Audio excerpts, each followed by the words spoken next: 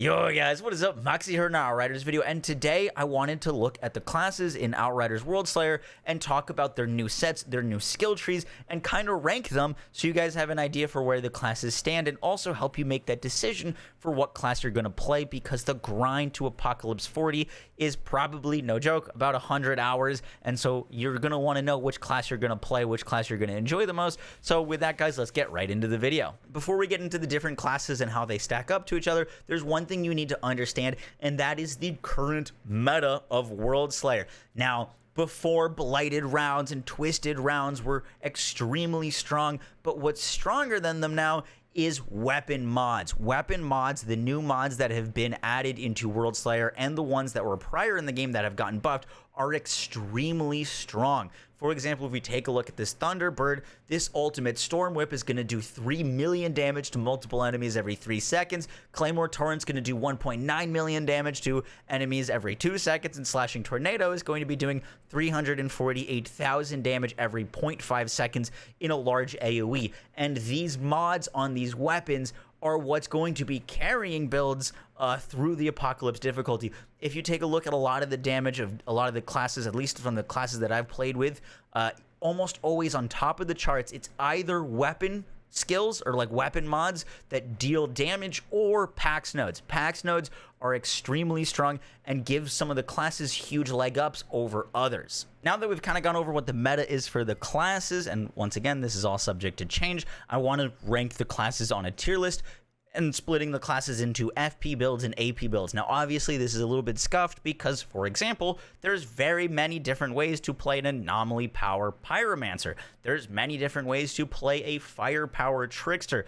However, for the sake of this video and conveying information clearly, I wanted to kind of generalize them, just because it would take forever to rank every anomaly pyro build, and frankly, I haven't played them all, I don't have experience with it, but I just want to give you guys a general consensus of where these classes line up. And we're starting with FP Devastator. Also, on the left on this SABC tier, I'm going to ranking these classes keeping in mind that how they perform in the trial and how fast they clear the trial, their survivability, their damage, their boss clear speed, just kind of a general consensus of how these classes perform. And we're starting out with FP Devastator, which I'm going to be putting in C tier. Now, FP Devastator got some really nice quality of life things, and I haven't gotten enough time on FP Dev, but the biggest issue with FP Devastator, or a firepower gun Devastator, is still its squishiness. It is extremely squishy. You need to have a lot of very specific gear to not die, and in these trials, with all of the enemies being very spread out, FP Devastator, being more of a close range class, has some difficulty. There isn't like a boom town or a chem plant where all the enemies are neatly packed together. So FP Devastator, while it has the damage, it's got the good clear speed, it really struggles with survivability. Next up, we've got AP Devastator. Now, AP Devastator is one of the biggest come-ups because of not only AP Devastator's new node Upheaval, but the way that it works with teams. Upheaval is a Pax node in the Devastator tree that when you hit an enemy with a seismic skill, they're going to store all the damage that they take for 2 seconds, or 25% of the damage that they take, and then they're going to get hit by that damage again. And this works for your whole team. So the way that I've been playing my Devastator is I hit an enemy with a seismic skill and have as many debuffs as possible and use as much damage as quickly as possible in those 2 seconds, and that Upheaval node double dips in all of your damage multipliers, and you can hit ridiculous damage. I've hit 1 billion damage with Upheaval, and it's amazing for solo play. It gives Devastator the single target damage that it's been lacking, because you absolutely melt single targets, and it's really great for group play. Like, AP Devastator is now a must-have for teams. It's really nice. Next up, we get to talk about Trickster. Now, FP Trickster was my main in Outriders base game, and it's feeling a little bit weaker in Worldslayer, and that's possibly due to some bugs with the Trickster's Pax trees that I'm hoping the devs get sorted out. For example, there's a node that says damage done to elites tagged with deception skills have a 25% chance to be increased by 200%, which works amazingly well with the Trespasser set, or synergized with the Trespasser set. However, this node currently doesn't work at all. It's not doing anything. You're never getting that 200% damage, and Trickster currently feels very weak when it comes to bossing. That's possibly because this node isn't working, which could be an amazing bossing node, but also because the Trickster doesn't have as many multipliers as some of the other classes. For example, the Trickster doesn't have those plus 25% against bleeding or cryoed or toxic enemies that you can fit in, and on twisted rounds where you can't really swap weapons as much, it's harder to take advantage of all of those like debuff mods, for example, because you can apply so many different status effects with some of the other classes that you can really multiply your damage, and Trickster isn't able to take advantage of that, at least on FP, as much so as the other builds and classes. So I'm going to put FP Trickster. So I'm going to put FP Trickster in B tier.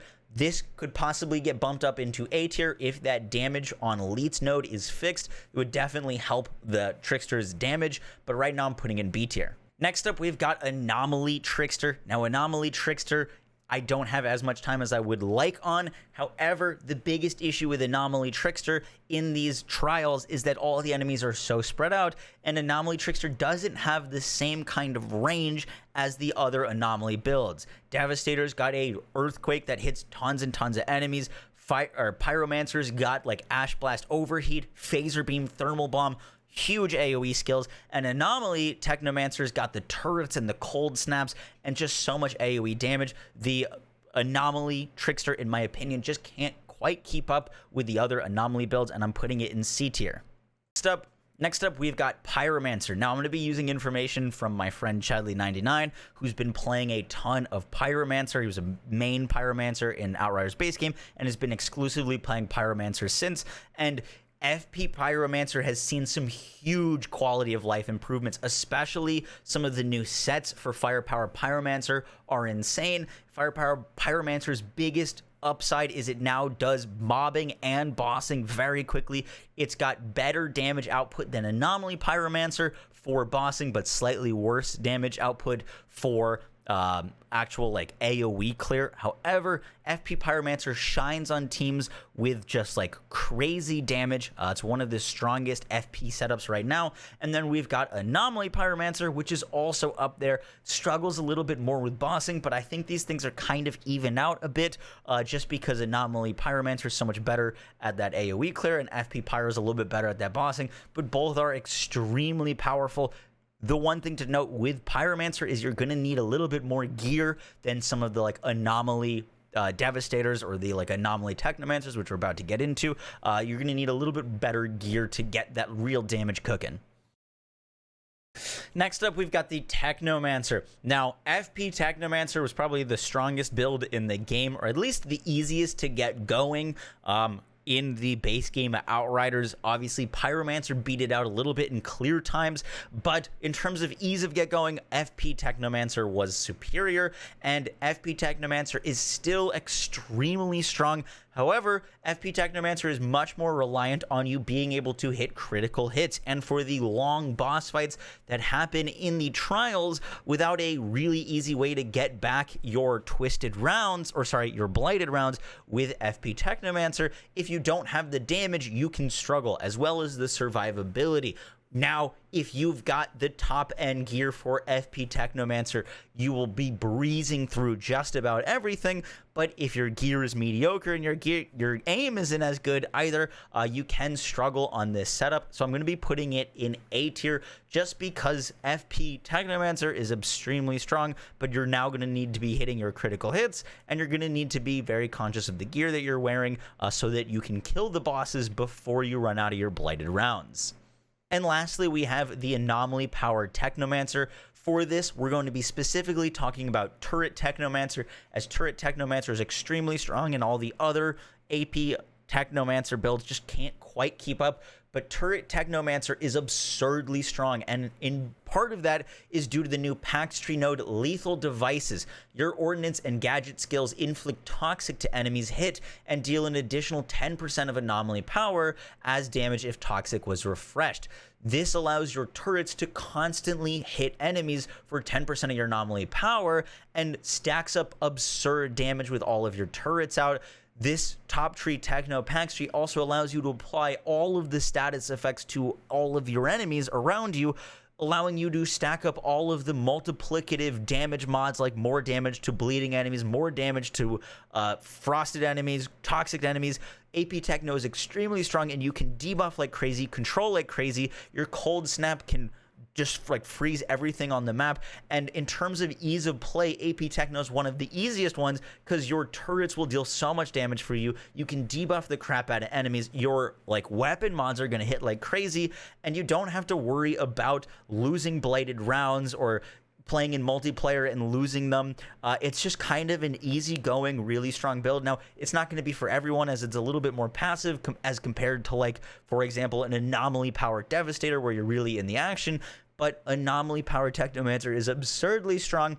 I'm going to be putting it, like, I could put it in S tier. I think it'd be a little wrong to put it in S tier just because FP and AP Pyro, once you get those sets going, are probably going to be clearing even faster than Anomaly Power Techno. But in terms of ease of use, Anomaly Techno is like really, really up there. Same with Anomaly Power Devastator. And yeah, guys, that's going to be it for the class list. Depending on how much time you put into these characters, you could be out damaging all of your friends on a firepower Trickster. It really just depends on how much time you're willing to spend getting good tier, god tier rolls on these classes to make insanely powerful builds. No matter what class you pick, there really is no wrong answer, but I just wanted to give you guys some impressions of how these classes stack up to each other. And yeah, guys, that is going to do it for the video. I hope y'all enjoyed. I will catch y'all in the next one, guys. Take care. Peace.